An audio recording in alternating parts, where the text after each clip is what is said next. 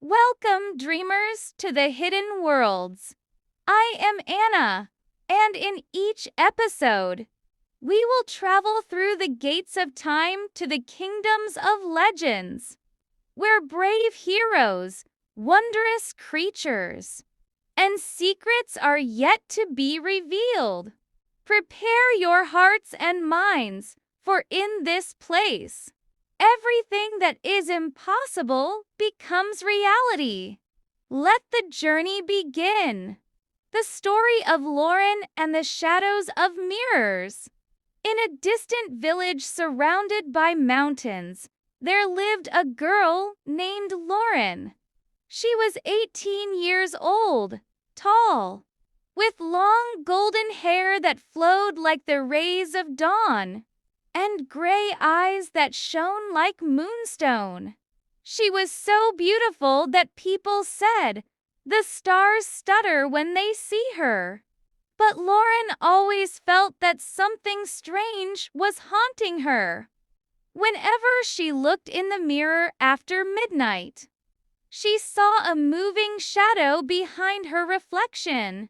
Her own shadow, but it smiled when she wasn't smiling. One night, alone in her room, she heard a voice coming from the mirror. "It's time, Lauren. The world needs you." She backed away in fear. But the light from the moon penetrated the window and fell on the mirror, transforming it into a portal of shining glass. Unable to resist her curiosity, she reached out and disappeared inside.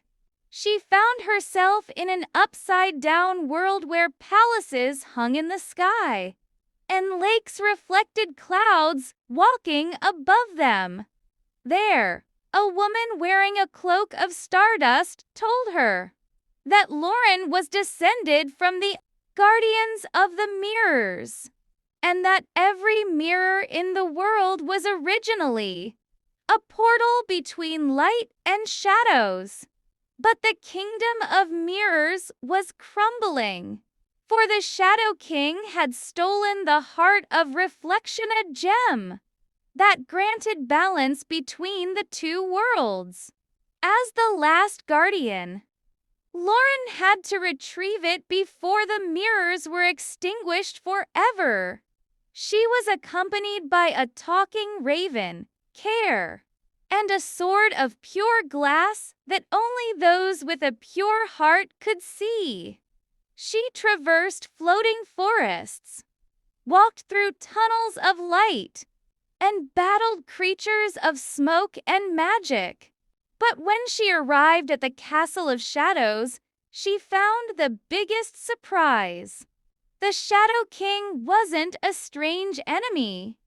He was a copy of herself, her own reflection, separated from her as a child.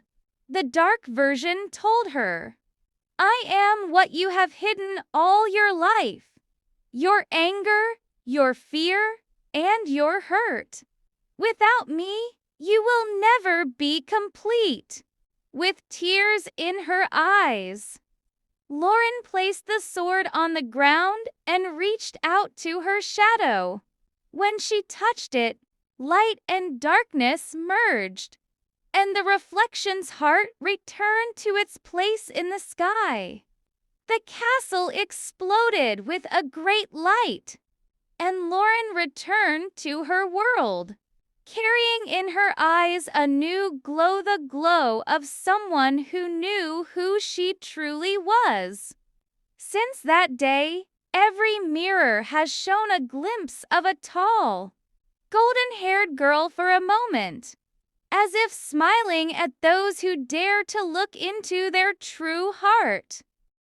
Lauren and the City of Broken Glass. 3 years have passed since Lauren saved the Mirror Kingdom. She became known as the Mistress of Reflection, and mirrors everywhere whispered a name when the full moon passed. But peace didn't last long. One night, while passing through the old palace, she noticed something strange. One of the mirrors began to crack from within, even though no one had touched it. As she drew closer, she heard a familiar voice whisper from within, "Lauren, it's not all over. He's back." Suddenly, the mirror shattered into 1,000 pieces, and a black light erupted from it, consuming the walls and disappearing into the sky. The next day, Lauren met with the Council of Old Guardians and learned that there was a city of broken glass deep within the mirror world, a forgotten place, where light never enters and where only reflections banished centuries ago live. The chief guard said, "There, those who dared to defy the moon itself are imprisoned, and now one of them has returned." She knew who he meant. It was Eric, the first guardian, who refused to obey the laws of the mirrors and wanted to control time through them. Despite the danger, Lauren decided to descend into the Forbidden City herself. She entered through an ancient mirror in a flooded palace, carrying the Ravencare and her glass sword, polished with a tear from the moon. Every step inside the city echoed from the past. The glass walls reflected weeping faces, and voices called her name as if they had known her before she was born. In the heart of the city, she saw a broken throne on which sat Eric with silver eyes and hair of frozen light. He smiled and said, "You thought the light had won. Light cannot live without shadow. Lauren, and now balance will return to me." The mirrors around him began to melt, and the whole world began to crumble like a sea of glass. Lauren raised her swords. But Eric didn't attack her. He extended his hand and said, "Look into my eyes, and you will understand the truth." When she looked, she saw images from a time she didn't know. She saw a woman who looked just like her, holding Eric's hand and whispering to him, "Protect our daughter, guardian of the shadows." Lauren Frazerick wasn't her enemy. He was her father. She was shocked, but there was no time to cry. The city was crumbling. The mirrors were breaking. Lauren placed her hand on his heart and said, "If you are my father, help me. Don't destroy the world." He smiled sadly, raised his hand to the sky, unleashing a white energy that illuminated the darkness, and said, "Only blood can restore light." He disappeared, leaving behind a fragment of a glowing mirror with images from the future in it, and a voice saying, "Find the 7 shadows. There is the answer." When Lauren returned to her world, she knew this wasn't the end, but the beginning of a new war between the true reflection and the eternal shadow. Lauren and the 7th door of shadows. The night was still, and the sky was moonless for the first time in years. Lauren sat by the lake of mirrors, holding the glowing shard left behind by her father, Eric. In it, she saw rapidly shifting images. A massive stone gate, 7 moons orbiting above it, and a phrase etched in an ancient language. "He who passes through the 7th door leaves his shadow forever." Lauren knew her new journey had begun. Chapter 1. A Call from the Past. She went to the Library of Eternal Glass, where forgotten tales were kept. There, she met a blind guardian named Eld, who had lived among the tomes for 1,000 years. He said to her, touching the shard with his finger, "The 7th door of shadows is not opened by force, but by memory. You must remember what has never been told." She didn't understand what he meant, but suddenly the shard began to flicker, displaying scenes from her childhood she had never known. She saw her mother, a beautiful woman who looked like her, wearing a crown of light, hiding her in a mirror and whispering, "Forgive us, my daughter. This is the way to save you." Lauren broke down in tears. She wasn't a fully human daughter. She was half light, half shadow. Eldar said, "The 7 doors represent the stages of your soul. Each door will only open if you face the part of yourself you fear." Chapter 2. The First Gate, the Door of Fear. Lauren found the first gate in the Desert of Storms. When she passed through, she found herself in her childhood, in a moment when she was alone, afraid of the dark.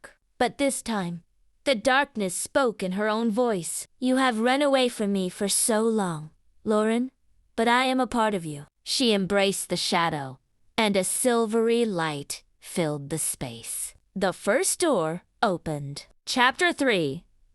The Third Gate, the Gate of Loss. In a world of rain and memories, she saw her father, Eric, again. He stood before her, not as an enemy, but as a remorseful man, and said, "Everything I did was to protect you, but now you must choose. Either you return to the world and live in peace, or you continue on your path and lose everyone you love." She looked up at the sky and said with determination, "I will not run away from my destiny." Her father disappeared, smiling, and the third gate opened. Chapter 4.